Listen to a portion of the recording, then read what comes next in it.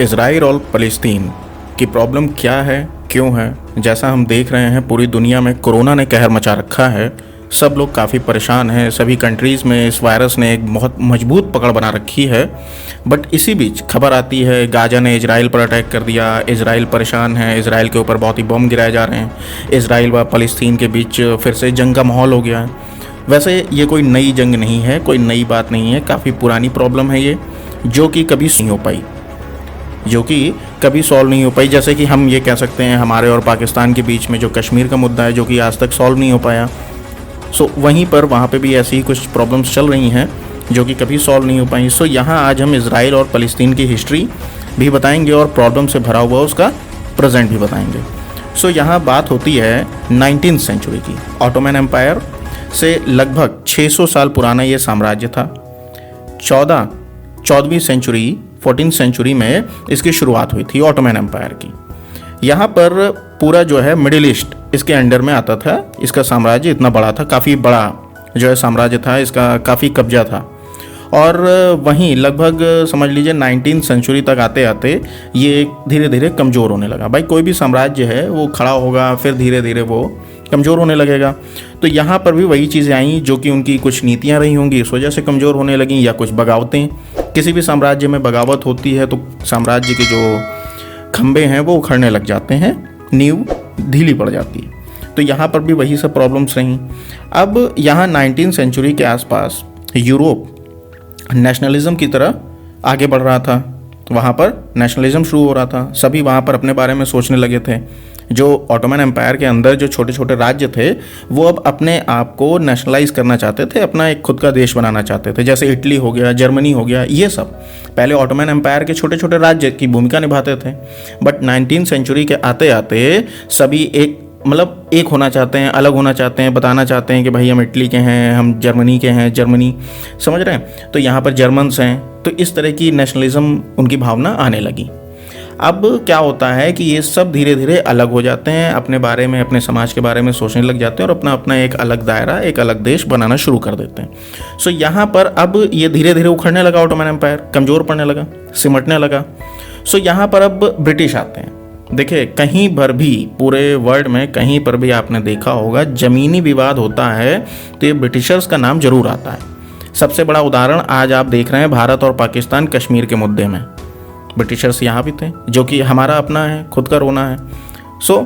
बाहर भी कई कंट्रीज़ में भी आज तक ब्रिटिशर्स का फैलाया हुआ जाल आज तक उनकी आंख में आंसू लाया हुआ है। यहाँ भी ब्रिटिश आए और उन्होंने ज्यूस लोगों को जो बहुत ही सताए हुए थे, रियलिटी यही थी, ज्यूस लोग बहुत ही सताए हुए थे पूरे ऑल ओवर वर्ल्ड में। जहाँ जहाँ ज्यूस थे उनको उनका कोई धर्म उनको नहीं माना जाता था, उनको अपने समाज में नहीं लिया जाता था, उनको भाई हर जगह प्रताड़ित किया जा रहा, परेशान किया जा रहा था, ये सारी चीज़ें थीं। तो अब वो जाएँ तो जाएँ कहाँ? तो यहाँ पर ब्रिटिश आए और उन्होंने ये उनको एक नई टेरिटरी देने का वादा किया। उन्होंने यूके जो है उन्होंने ये कहा कि भाई हम जो है फ़लस्तीन, यहाँ पर फ़लस्तीन एक जगह बना देंगे, पैलेस्टाइन एक जगह बना देंगे जहाँ पर ज्यूस लोगों को मिलेगा, ज्यूस लोगों को सारा मिलेगा, वहाँ पे उनकी ज़मीन मिल जाएगी, एक सेपरेट नेशनल होम दे दिया जाएगा इनको। ये ज्यूस लोगों से वादा किया गया। अब ज्यूस यहाँ पर देखिए वर्ल्ड वॉर 1 चल रहा था उस टाइम पे, वर्ल्ड वॉर 1 चल रहा था। तो वहाँ पर उस टाइम काफ़ी परेशान थे, चीज़ें काफ़ी बिखरी हुई थी। तो वहाँ पर ज्यूस लोग भी काफ़ी, जहाँ पे होता था वहाँ पे उन्हीं के साथ मारकाट करी जा रही थी। तो इनको बचाने के लिए भाई ब्रिटिश ने कहा कि हम एक पैलेस्टाइन जगह बनाएंगे जहाँ पर आप लोगों को एक सेपरेट नेशनल होम दे दिया जाएगा। ज्यूस यहाँ पर जो है आके बस सकते हैं, रह सकते हैं। बट उधर दूसरी साइड फ्रांस और रसिया के साथ इसने एग्रीमेंट कर लिया, यूके ने, ब्रिटिश ने एग्रीमेंट कर लिया कि पैलेस्टाइन यूके जो है अपने अंडर में ले लेगा। और अरब, अब देखिए यहाँ पर क्या कर रहा है अरब, जिसमें सऊदीया आ रहा है, ईरान आ रहा है, इराक आ रहा है, ये सब चीज़ें आ रही, जॉर्डन है। तो ये सब चीज़ें जो आ रही हैं वो ऑटोमन, देखिए इन लोगों को कह दिया कि ऑटोमन एम्पायर के आप खिलाफ हो जाइए तो हम आपको फ़लस्तीन दे देंगे, पैलेस्टाइन हम दे देंगे इनको खिलाफत करने के लिए। यहाँ पर ब्रिटिश जो है वो अपनी नई नई चालें चलते रहे। देन वर्ल्ड वॉर 1 ख़त्म होता है और पैलेस्टीन बनाया जाता है। यहाँ पर पैलेस्टीन बनाया जाता है जहाँ पर एक गवर्नमेंट बनाई गई और उसको नाम दिया गया British mandate of Palestine, British mandate of Palestine, जिसमें बहुत माइग्रेशन हुए, बहुत सारे ज्यूस यहाँ पर आए, रहने के लिए आए, बहुत सारे ज्यूस यहाँ पर रहने के लिए आते हैं। बाहर से जितने भी ज्यूज थे वो सब यहाँ पर, अब उनको लगा कि भाई ये हमारा राज्य है, हमारा देश बन जाएगा, तो यहाँ पर वो आने लगे। 3% समझ लीजिए उनकी जनसंख्या थी, वो धीरे धीरे इतने सालों में बढ़ के 30% तक बढ़ गई। तो अब यहाँ पर ज्यूज बढ़ने लगे। मैप में देखिए, मैप में जो ये मैंडेट ऑफ पैलेस्टीन है वो 1920 में बना। आज का समझ लीजिए इजराइल और जॉर्डन दोनों को मिला के वहाँ पर उस टाइम का ये पैलेस्टीन बनाया गया था, पूरा mandate of British, mandate of Palestine. अच्छा, यहाँ पर क्या होता है कि जॉर्डन का पूरा इलाका फ्रांस को मिल जाता है। जॉर्डन का अब पूरा इलाका, यही ब्रिटिश ने जो है जॉर्डन का पूरा इलाका फ्रांस को दे देते हैं, फ्रांस में मिला लिया। अब यहाँ पर 1936 में पैलेस्टाइन में रह रहे पुराने लोग, जो कि भाई ज्यूज बाहर से आए, लेकिन जो पैलेस्टाइन में पहले से जो अरब रह रहे थे, जो अरब वहाँ पे पहले से रह रहे थे, भाई सब ये पूरा अरब कंट्रीज थी, अरब गल्फ कंट्रीज थी, ये सब चीज़ें, तो वहाँ पर पहले से अरबीज जो रह रहे थे उनमें ब्रिटिश के साथ बगावत हुई। भाई ब्रिटिश ने जानबूझ के अब ज्यूज को यहाँ पर भेज दिया, तो अब अरब जो है ब्रिटिश से परेशान हो जाएंगे, तो ब्रिटिश के साथ बगावत की। अब उनको शांत करने के लिए ब्रिटिश और ज्यूज दोनों मिलकर हथियारों से उन्हें शांत किया। बट इसी समय क्या होता है, वर्ल्ड वॉर 2 स्टार्ट हो जाता है, 1939 में स्टार्ट होता है। यहाँ पर अब यूरोप में हिटलर ने बहुत बड़ा जो है त्रासदी, होलोकॉस्ट हुआ, जिसमें ज्यूस लोगों को गैस के चैम्बर में डाल के मार दिया गया। यहाँ पर बताया जाता है कि हिटलर के द्वारा यहाँ पे कहा गया 42 लाख लोगों को, 42 लाख ज्यूस लोगों को मारा गया यहाँ पे, समझ लीजिए। मतलब ये पैलेस्टीन के नहीं, जो भी बाहर, अब इजराइल के बाहर जो भी थे, जो भी बचे हुए थे, उन सब ज्यूस लोगों को मार दिया गया। हिटलर का कहना था कि भाई ये जो है हमारे समुदाय के नहीं है, हमारे समाज के नहीं है, इनका कोई धर्म नहीं है। तो इस तरह लगभग 42 लाख लोगों को मार दिया गया। बहुत बड़ी संख्या, बहुत बड़ी बात थी, बहुत बड़ी आबादी थी, क्योंकि ज्यूस लोग आज भी बहुत ही कम हैं और पहले भी बहुत ही कम थे। यहाँ पर अब इतने लोगों को मार दिया गया। तो यहाँ पर जो भी बच रहे थे वो यही उनके दिमाग में था कि अब बस इजराइल की तरफ भागो, वही पैलेस्टीन की तरफ भागो, वहीं पर हमारा बचाव है, क्योंकि वहीं पर सारे ज्यूस हैं। तो अब सब वहीं पर भागने लगे, जो बच सकते हैं वो इजराइल की तरफ भागो भाई, नहीं तो सब मारे जाएंगे। अब इजराइल बनने की कहानी यहीं से शुरू होती है, 1947 से। ब्रिटिश गवर्नमेंट, देखिए ब्रिटिश गवर्नमेंट ने यहाँ से अपने हाथ खींच लिए। अब समस्या जब ज़्यादा दिखने लगी तो ब्रिटिश गवर्नमेंट ने अपने हाथ खींच लिए, क्योंकि यहाँ के ज्यूज लोगों की समस्या बहुत ही ज़्यादा बढ़ गई थी वर्ल्ड वॉर 2 के बाद। अब यहाँ पर जब ब्रिटिश ने अपना हाथ खींच लिया, तो अब यहाँ पर क्या होता है कि यूएन को ये प्रॉब्लम सॉल्व करने को दे दी गई कि भाई, क्योंकि यूएन उस टाइम पे नया नया बना था, तो यूएन को ये प्रॉब्लम सॉल्व करने, और ये सबसे बड़ी जिम्मेदारी यूएन को उस टाइम पे दी गई थी, सबसे पहली और सबसे बड़ी जिम्मेदारी कि भाई आप जो है इजराइल और पैलेस्टीन का मामला सॉल्व करें। अब यहाँ पर यूएन ने कहा कि वोटिंग की जाएगी, जिसमें एक नया देश ज्यूज बनाने की बात कही गई। तो इजराइल के फेवर में जो है ये वोट गए, क्योंकि भाई सब ज्यूज थे वहाँ पे, तो उन्होंने जो है इजराइल के फेवर में वोट किया कि एक नया देश इजराइल बनाया जाए। अब इजराइल 1948 में 1948 में बन जाता है। इजराइल बनने में ज्यूस, देखिए यहाँ पर 2 चीज़ें बनी वोटिंग मेरी, एक ज्यूस स्टेट और एक पैलेस्तीन अरब स्टेट। आधा ज्यूस स्टेट और 50% समझ लीजिए कि पैलेस्तीन अरब स्टेट, जैसा कि आप मैप में देख रहे हैं। तो ज्यूस स्टेट ही इजराइल कहलाया। जो ज्यूस स्टेट था, मतलब इजराइल के अंदर सारे ज्यूस आ गए। अब वो जो है इजराइल को दे दिया गया। यहाँ पर जेरूसलम जो है बीच में, एक जेरूसलम भी पड़ता है, जिसमें मुस्लिम और ज्यूस दोनों थे, दोनों की आबादी थी। देखिए पैलेस्तीन अलग हो गया, इधर ये आपका ज्यूस स्टेट, जैसे कि इजराइल अलग हो गया। जो बीच में जेरूसलम था, ये देखिए एक बहुत ही पवित्र जो है जगह है, जिसमें ज्यूस के भी मंदिर हैं और मुस्लिम के भी वहाँ पर मॉस्क्यू है। यहाँ पर आधे मुस्लिम थे, आधे जो है अब दोनों नहीं छोड़ना चाह रहे हैं, आधे मुस्लिम आधे ज्यूस, दोनों उस जगह को नहीं छोड़ना चाह रहे हैं, इधर उधर नहीं आना चाह रहे हैं। तो यहाँ पर यूएन के द्वारा कहा गया कि एक इंटरनेशनल गवर्नमेंट के तहत यहाँ पर कंट्रोल किया जाएगा। इस तरह यहाँ पर 50-50% एरिया इजराइल और ये पैलेस्टीन के अंडर में दे दिया गया, और इस तरह ये जो जेरूसलम है उसको अलग इंटरनेशनल गवर्नमेंट के तहत कंट्रोल करने की बात कही गई। बट यहाँ इजराइल एक ज्यूस कंट्री बनते ही, जैसे ही इजराइल को नया नया ज्यूस कंट्री बनाया गया 1948 में, वैसे ही जो साइड के आसपास के अरब कंट्रीज थे उन्होंने हमला कर दिया, जो कि अरब इजराइल वॉर जो है 1948-49 तक चली। इसमें क्या, ये जो अरब कंट्री थी इसमें इजिप्ट है, सीरिया है, इराक है, जॉर्डन है, इन सब ने जो है इजराइल पे हमला कर दिया, क्योंकि ये सब अरब थे और ये ज्यूज़ को बिल्कुल नहीं चाहते थे, मानते थे। तो इन्होंने इजराइल के ऊपर हमला कर दिया।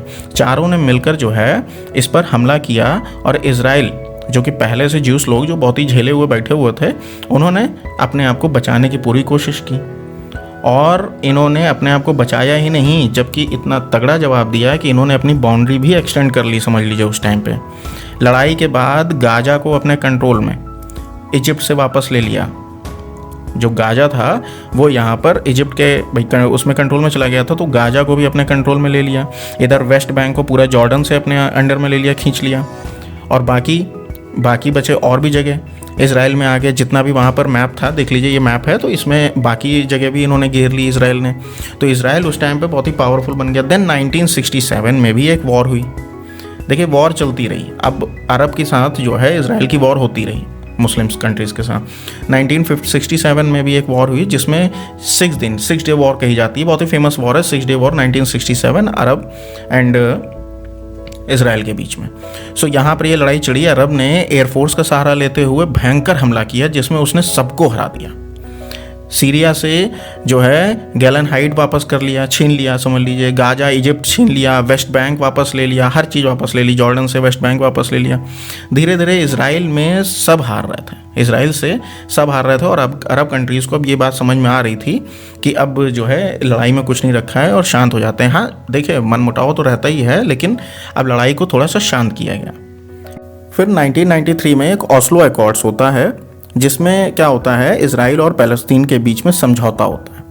देखिए इजराइल और पैलेस्तीन जो कि मुस्लिम बन गया था, मुस्लिम पूरा, और इजराइल जो है जो कि ज्यूस था, मिले हुए थे दोनों। अब क्या होता कि भाई अलग अलग कंट्रीज़ बनाई जाएं या क्या किया जाए, तो यहाँ पर यही हुआ कि एक समझौता किया गया जिस समझौते में वेस्ट बैंक और गाजा में पैलेस्तीन गवर्नमेंट का काम रहेगा। भाई ये समझौता हुआ कि वेस्ट बैंक भी जो है पैलेस्तीन को दिया जाएगा और गाजा भी वहाँ पर पैलेस्तीन गवर्नमेंट काम करेगी। पहले ये इजराइल के कब्जे में था, बट समझौते के तहत पैलेस्तीन को दे दिया गया और वेस्ट बैंक, ध्यान से समझिए, गाजा और वेस्ट बैंक जो है पैलेस्तीन को दे दिया गया पूरे सिस्टम को। देन 2000 में फिर से इजराइल और पैलेस्तीन के बीच में, देखिए ये 5 साल के लिए किया गया ताकि एक समझौते के तहत 5 साल के लिए एक दूसरे को समझ सकें और इस तरह वर्क कर सकें, लेकिन कभी बनी नहीं। फिर से 2000 में, सन 2000 में फिर से इजराइल और पैलेस्तीन के बीच वार्ता हुई, बट इस बार क्या हुआ, वो वार्ता भी नहीं हो पाई, फेल हो गई। अब तक आज 2021 है, आज तक कोई भी हल अभी तक इनका नहीं निकल पाया। अब क्या होता है 2000 के बाद 2005 में गाजा जो है वहाँ पर पैलेस्तीन लोग थे, जो बताया गया अभी कि वेस्ट बैंक और गाजा को जो है पैलेस्तीनियों ने वहाँ पर अपनी गवर्नमेंट बनाई, अपनी चीज़ें बनाई। अब वहाँ पर जो भी इजरायली लोग रह रहे थे गाजा में, ज्यूस जो रह रहे थे, इजरायली का मतलब ज्यूस लोग रह रहे थे, उन्हें वहाँ पर गाजा से भगा दिया गया, क्योंकि वहाँ पर पहले से पैलेस्तीन है और उन्होंने गाजा से जो है सबको भगा दिया, सिर्फ और सिर्फ पैलेस्तीन रहे वहाँ पर मुस्लिम्स। अब इजरायली फोर्स भी पीछे हट चुकी थी, क्योंकि इजरायली फोर्स को भी लग रहा था, इजराइल सरकार को लग रहा था कि अब ये जो गाजा है वो हमारे अंडर में नहीं आ पाएगा। अब प्रॉब्लम ये हुई कि भाई गाजा में जो है चुनाव हुए और वहाँ पर एक ग्रुप जो टेररिस्ट ग्रुप माना जाता है हमस, वहाँ जीत गया और पावर में आते ही इन्होंने कई रॉकेट लॉन्च किए इजराइल के ऊपर, काफ़ी ज़्यादा बमबारियाँ की इजराइल के ऊपर। वहाँ की सिविलियन कॉलोनीज़ को काफ़ी संख्या में जो है घेरा गया, वहाँ पे बहुत ज़्यादा आतंक फैलाया गया, मारे पीटे गए लोग। तो अब इजराइल ने यहाँ पर बहुत ही बड़ी संख्या में आर्मी लगा दी, गाजा को चारों तरफ से घेर लिया। नेवल शिप्स भी नहीं आने देते हैं वहाँ पर, रोड से भी कोई नहीं जा सकता है, बहुत सारी चेक पोस्ट हैं। गाजा को पूरी तरीके से घेर लिया गया है, मतलब अब उस गाजा से किसी भी कंट्री का कोई भी संबंध नहीं रहेगा। बिल्कुल चारों तरफ से घेर लिया गया है, पानी के रास्ते भी और ज़मीन के रास्ते भी घेर लिया गया है। वहाँ पर जाने के लिए इजराइल की आर्मी के सामने भाई जाना पड़ता है। इजराइल के आदमी पूरी चेक पोस्ट लगाई हुई हैं, बहुत ही सख्त सिक्योरिटी के साथ। उसके अंदर किसी को ना वहाँ से कोई आ सकता है ना वहाँ से कोई जा सकता है।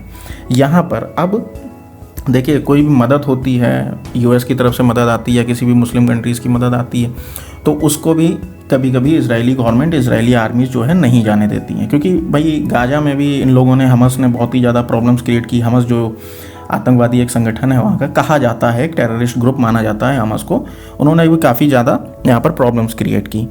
अब यहाँ पर क्या होता है जिसकी वजह से गाजा में बहुत ही ज़्यादा हालात जो हैं बेकार हो चुके हैं। पहले देखिए इन्होंने भी काफ़ी फाइटें लड़ी हैं 2008 में, 2012 में, 2014 में। भाई यहाँ पर इतने सालों से जो है गाजा जो है वो करता रहा है, कुछ ना कुछ करता रहा है, कहीं ना कहीं से मिसाइलें। क्योंकि देखिए इजराइल को हमेशा ये लगता रहा था इन्होंने क्यों बंद किया सब, क्योंकि इन्होंने इसलिए बंद किया क्योंकि गाजा को मुस्लिम कंट्रीज़ कहीं ना कहीं से रॉकेट लॉन्चर्स, रॉकेट्स देते हैं, बम्स देते हैं, ये सब चीज़ें देते हैं।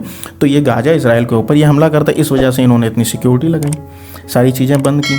बट अब गाजा की स्थिति बहुत ही बेकार हो चुकी है।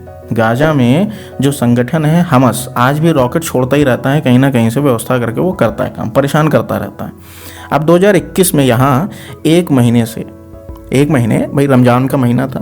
अब कहानी यही है कि अब धीरे धीरे ये सब चीज़ें प्रॉब्लम्स होती रहीं, यही चीज़ें हैं कि धीरे धीरे ये जो है स्टोरी पूरी बढ़ती रही आगे। और इस तरह जो है अब 2014 मतलब लड़ाइयाँ चलती रहीं। अब यहाँ पर 2021 में अभी तक थोड़ा सा नॉर्मल था मामला, लेकिन 2021 में क्या होता है, ये रमज़ान का महीना चल रहा है जिसमें यही अभी पिछले फ्राइडे को, जो लास्ट फ्राइडे था रमज़ान का, लास्ट वीक का, सो वहाँ पर पैलेस्तीन और इजराइल के बीच में थोड़ा सा मनमुटाव तो चल ही रहा था और ये काफ़ी आगे बढ़ गया। बट यहाँ पर काफ़ी क्लैश हुए, प्रॉब्लम्स आई जेरूसलम को लेकर। जेरूसलम इजराइल अपनी कैपिटल कहता रहा है हमेशा से, जब से वो आज़ाद हुआ 1948 से, तब से जेरूसलम को वो अपनी कैपिटल कहता रहा है। और पैलेस्तीन वो अपने आप को अपनी भविष्य में वो अपनी पैलेस्तीन जानता है कि भाई मैं जब कंट्री बनूंगा, पैलेस्तीन जो बनेगी कंट्री, तो वो जेरूसलम को अपनी राजधानी बनाना चाहती है।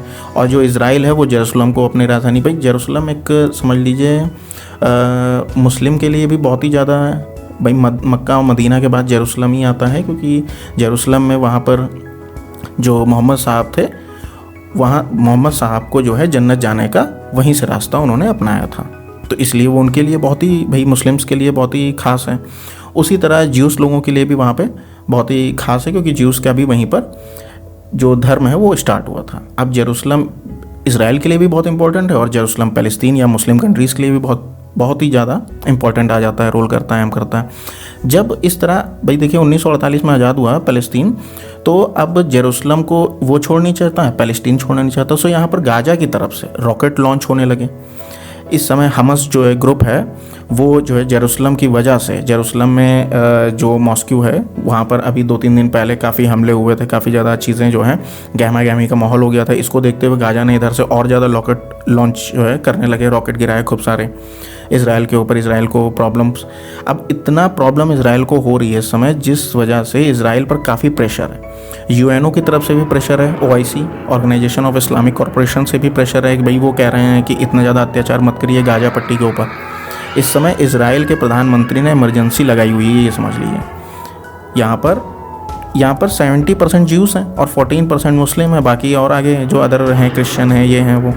सो अब यहाँ पर मुस्लिम को लगता है, मुस्लिम को हमेशा यहाँ पे ये लगता है कि यहाँ उन्हें इजराइल के अंदर, यहाँ उन्हें कभी भी देखिए फ्री नहीं रहने दिया। जो अदर ज्यूस जैसे इसराइल के अंदर रह रहे हैं, वैसे ही कभी भी मुस्लिम्स को उन्होंने इतने जो है अधिकार नहीं दिए हैं। हमेशा मुस्लिम्स को ये वहाँ पे लगता है, और सही भी लगता है, बात सही भी है, क्योंकि स्टार्टिंग में भाई ज्यूस ने बहुत झेला, बहुत ही ज़्यादा झेला उन्होंने, हिटलर के ज़माने में बहुत झेला।